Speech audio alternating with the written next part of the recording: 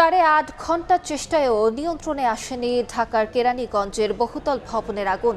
নেভাতে কাজ করছে ফায়ার সার্ভিসের 20টি ইউনিট। সরিয়ে নেওয়া হয়েছে বাসিন্দাদের।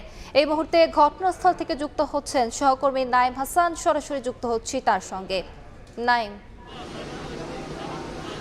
প্রায় 8 ঘন্টার চেষ্টাও নিয়ন্ত্রণে আসেনি ঢাকার কেরানীগঞ্জের বাবুবাজার ব্রিজ সংলগ্ন জাবালে নূর মার্কেটের ভয়াবহ আগুন।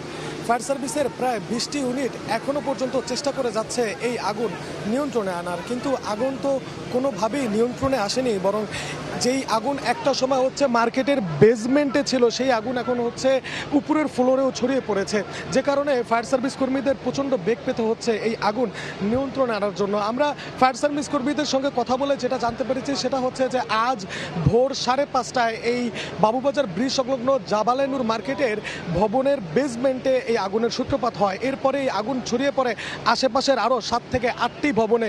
এই 7 থেকে 8টি ভবনে আগুন ছড়িয়ে পড়ার অন্যতম কারণ এই 7 থেকে 8টি ভবনের মালিক একজন হওয়ায় তিনি এই সবগুলো ভবনের মাত্র একটি বেসমেন্ট তৈরি করেছেন। এই একটি বেসমেন্টে প্রায় 70 থেকে 80টি জুটের গোডাউন রয়েছে।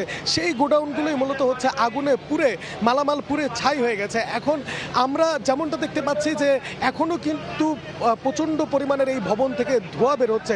শুধুমাত্র ফায়ার সার্ভিস কর্মীরাই নয়, তাদের সঙ্গে সেনাবাহিনী, র্যাব, বিজেপি সদস্যরাও কাজ করছেন। এছাড়াও বিভিন্ন রাজনৈতিক দলের স্বেচ্ছাসেবী কর্মীদেরকে আমরা কাজ করতে দেখেছি।